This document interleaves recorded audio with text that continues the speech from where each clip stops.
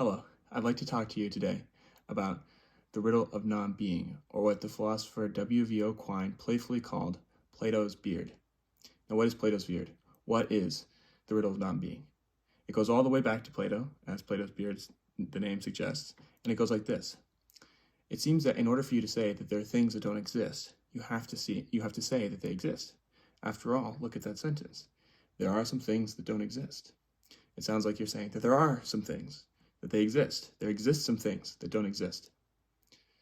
And this seems to be a paradox, because on the one hand, you seem to have to say that the things exist and that they don't exist at the same time. Well, what's going on here?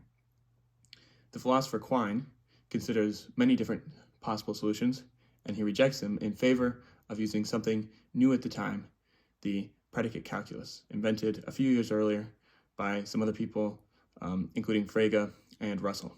And what he does is he reformulates it in the predicate calculus. And in plain English, it's something like this. So when you say that that something exists, Quine takes the example of Pegasus. Pegasus being the horse in the ancient Greek stories, a winged horse that could fly around. He says, when you say that Pegasus exists, what you're saying is that there is such a thing as Pegasus. And when you say that Pegasus does not exist, you're not saying, there is this thing called Pegasus that doesn't exist. Instead, he says, what you're saying is, it is false that there exists a thing called Pegasus. It is false that Pegasus exists. Now, know now that you no longer are saying that Pegasus exists and does not exist. Instead, what you're saying is, you're merely denying the assertion that Pegasus exists. You're merely saying something about sentences.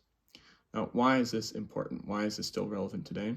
Well, it marks a turning point in the way that people did philosophy to a great extent.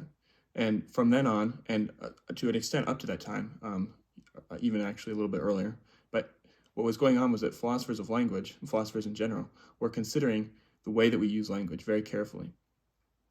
And in particular, they came to the conclusion that oftentimes the surface grammar, the way that we speak, can actually lead us astray.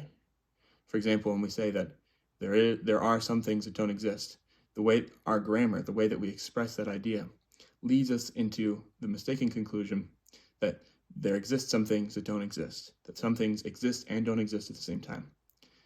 And with this, Quine claims to have shaved Plato's beard and solved the riddle of non-being.